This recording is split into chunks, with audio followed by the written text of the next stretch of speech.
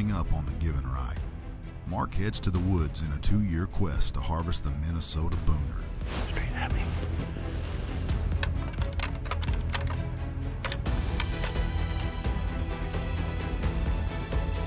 Dude, he's bigger than I thought he was. And he turned into a stud. Look at those brow tines. Matt. Yo, I hit him. Hello? Hello, can you hear me? The life of a hunter. It's not about an end result. It's about a journey to find who we are, to discover where we've come from. It's an effort to overcome challenge and adversity. We provide food for the table while fighting to restore the foundations our forefathers have laid. They may bend, but they will not break. And so we fight with a heart of respect. You see, it's not an effort to look down on anyone, but rather an effort to look back at where we've come from, and most importantly, where we'll be if we don't. You see, it's our life. You can stand with us, or you can stand against us, but the life of a hunter is our DNA. We've all come from hunters, and so we continue to move ahead as hunters. You see, this is who we are. This is our creed. This is our life. This is our given right.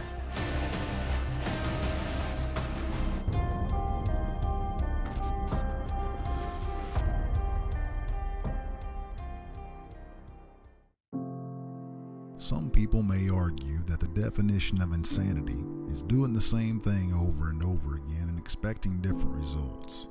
But isn't that what we do as hunters? Are we insane for going to the same tree or to the same blind expecting a better outcome than the time before? Some may think we have lost our sanity. But out of the hundreds of hours we spend doing the same things repeatedly, we have a glimmer of hope that everything could change in the matter of seconds. Y'all, in 2015, there was a deer missed on one of Mark's farms up in Minnesota that was big enough that this deer actually earned a name. And the name was the Minnesota Booner. So in 2016, Mark set out to try to shoot this deer. Now, if another one stepped out that was equally as big or close, I'm not going to tell you he's going to hold off. But he does have a sight set on this one deer.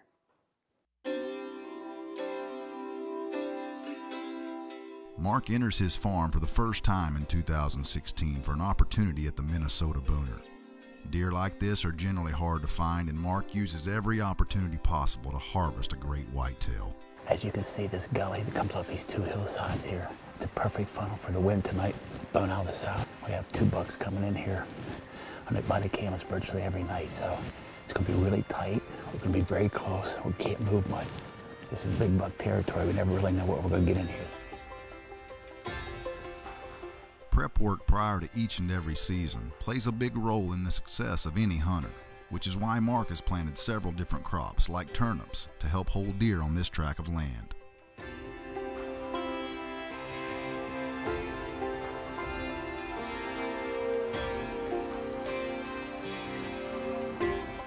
As the light starts to fade, Mark doesn't get an opportunity at the buck he is after. The season is several months long, and if he stays persistent, he should get a chance at the buck they call the Minnesota Booner.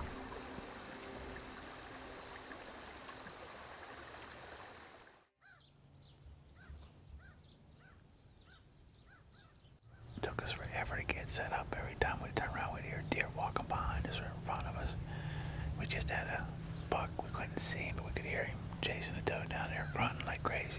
But this is a perfect pinch point to get them between bedding areas. And they run those deer during the rut between the bedding areas all day, so we may end up sitting here all day. As the sun starts to rise, the woods start to come alive and the deer are on the move.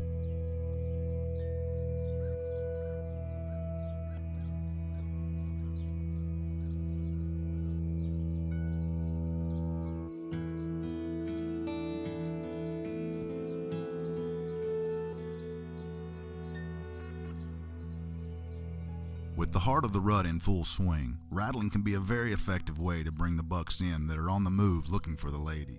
This is one of the few times a year you have a legitimate opportunity to stack the odds in your favor and potentially harvest a mature whitetail.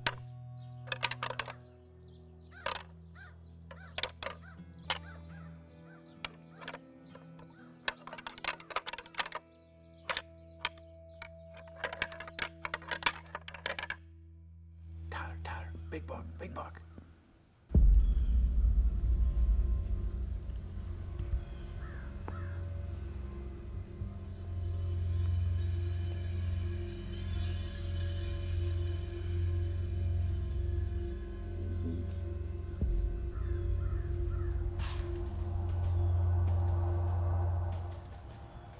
The does give off a warning sound and puts the buck on high alert. It looks like Mark's plan isn't going to work out this morning. How did she know we were here? How did she get on? She must have. Her scent is pulling that way, but not right at her.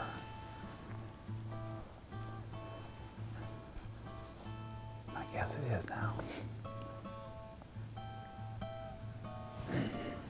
Man, I thought it was a 10-point, but it wasn't really. I didn't see him until he just turned. With Big and J, it's not a matter of if your deer will show up, it's simply a matter of when. Big and J long range attractants. The aroma is super strong, the range is super long.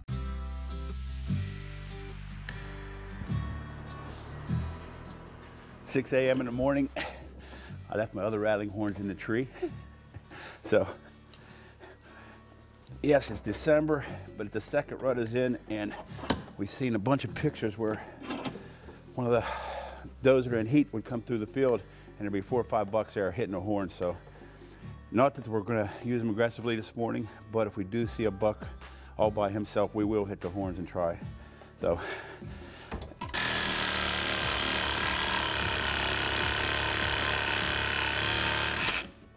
Perfect. Sweet. You know, rattling is usually done during the rut. And usually the rut in the Midwest is in November. Well, Mark had kind of seen some unusual deer activity in December in Minnesota and decided to get the rattling horns out and do something that he hasn't done before and see if he can rattle this deer in.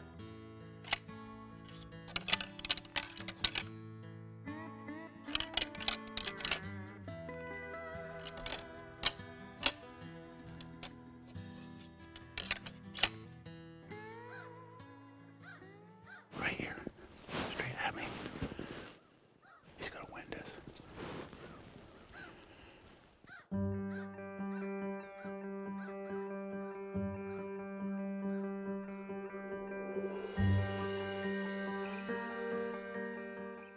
The rattling sequence seems to be effective as a lot of deer start approaching Mark's location.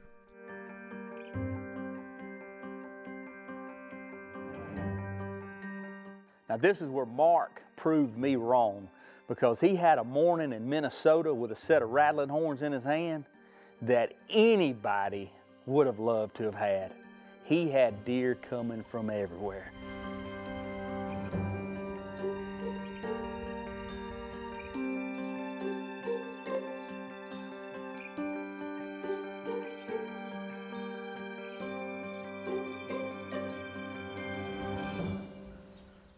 This might be a shooter. Now Mark has 2 deer out in front of him sparring right now. I mean, they're getting after it pretty good.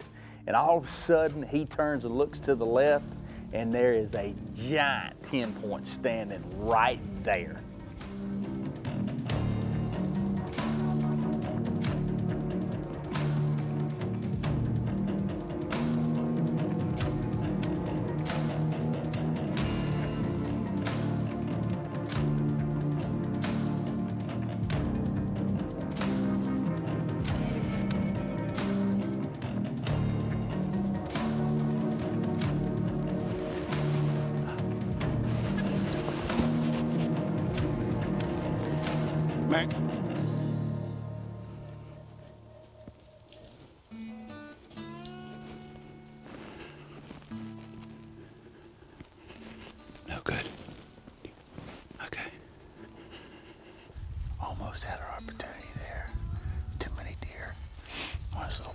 us moving.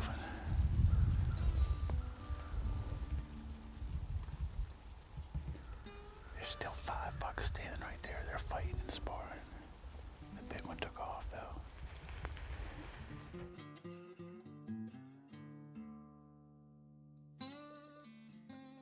This is one of those mornings that I can be honest with y'all, I wish I'd have been in the tree instead of Mark.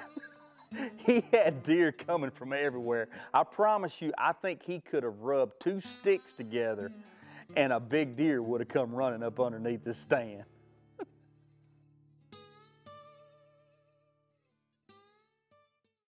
Swagger. When mobility matters, any terrain, any situation. Shoot with confidence. Shoot with swagger. The bipod with moves.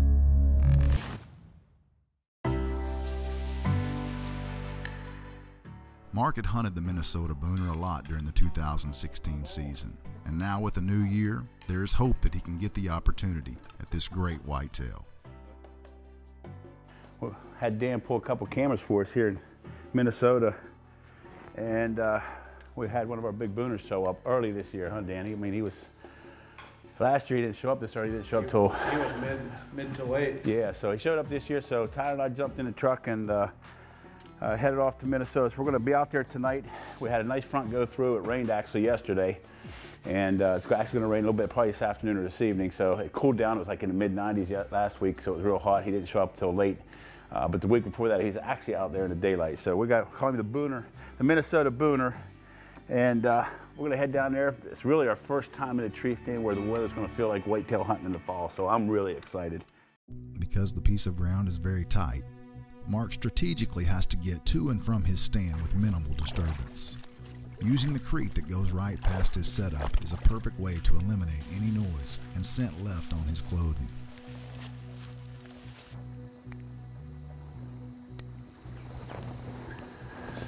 Well, we're all set up.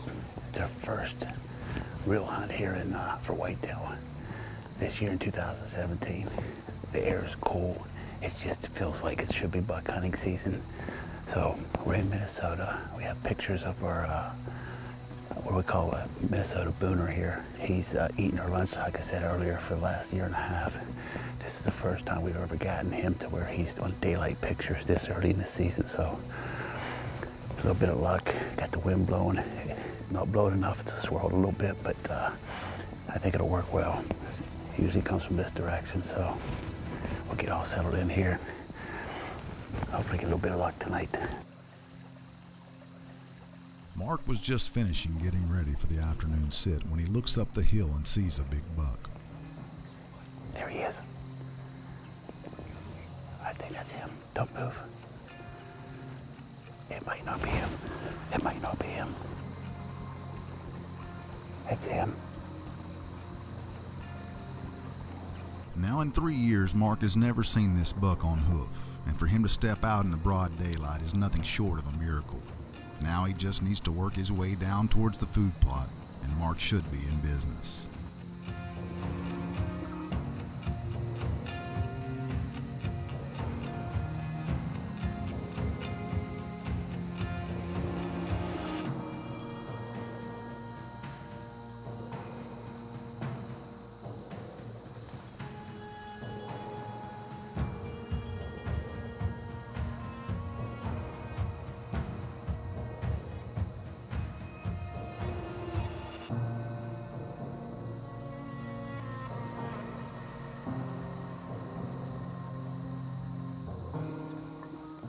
As the evening went on, Mark has a pretty eventful night, seeing quite a few deer, including the Minnesota Booner.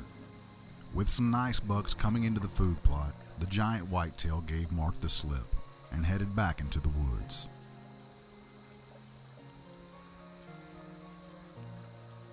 Well, we're just about out of camera light.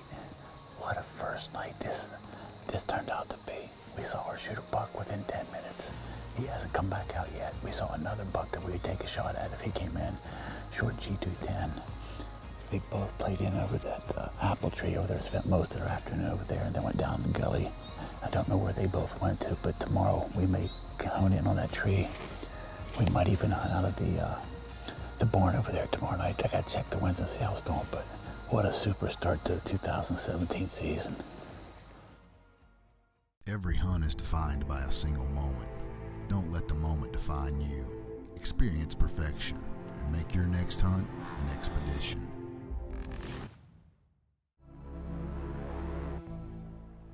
It took Mark 3 years to see this giant whitetail on his feet in daylight. When that happens and you can't seal the deal, the odds of you seeing him a second time diminish. But with Mark taking very strategic steps on scent control and his path into the barn, he's doing everything in his power to close the deal on a Minnesota Booner. There was an old barn on this piece of property. If the deer were moving in a certain pattern, he was able to move, set on the bottom of the barn. If they were coming from behind him and the wind was out of that direction, he would get on the upper side of this barn. I think we're okay inside the building here. We got actually a very cool setup. We got our apple tree that we saw that big buck at last night. Both of them actually is right down there on that corner. And we're setting up over here. This is where our little food plot is. He's gonna come out over here. Depending on what he does, if he comes up here and nibbles in the corn, we're gonna take the shot here. If not, we're gonna get set up on that apple tree down there. And again, mobility is the key here tonight. We're just gonna go back and forth just like we did during muzzleloader season. So this is an exciting hunt, just a cool place, unique old building here. He comes out early, and like I said, it's gonna happen quick because we got marginal winds, we can't play around. So that's what makes it exciting.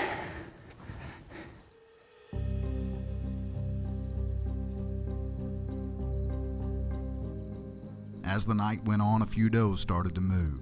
This has happened the night before when he saw the Minnesota Booner. So if everything works the same way, he should have a good chance at the buck he is after.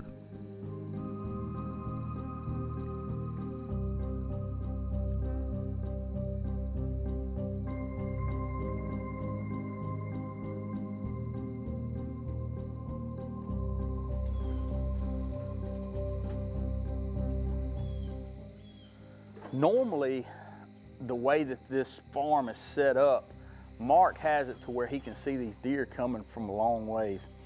But on this afternoon, somehow or another, this big deer slipped in on him without him seeing. And now the deer is working down past this old barn that he's sitting in, and he has one window of opportunity to shoot him.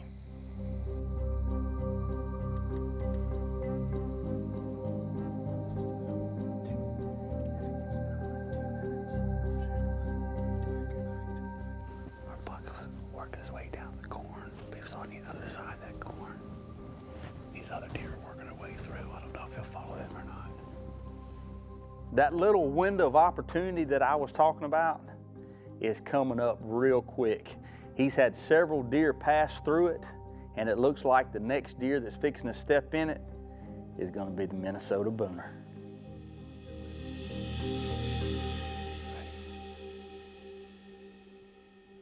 Matt.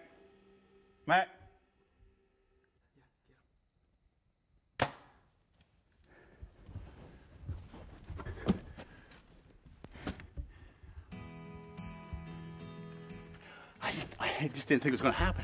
I figured we were going to run out of daylight. We've been waiting here. Last night he was here at like 5:45, and he came out a lot later. And he kept going back and forth in the corn.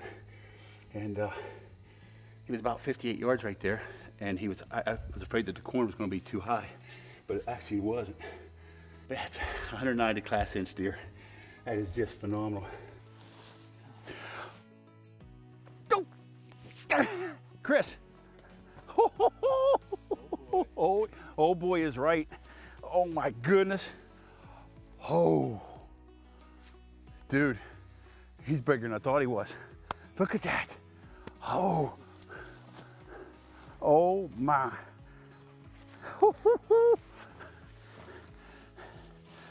Oh man. Let me put this stuff down. I'm gonna lose it all. I'm nervous now. Oh, look at this. Oh. Oh boy. Wow. Oh my God, Chris. You may still think the definition of insanity still falls in line with that of being a hunter.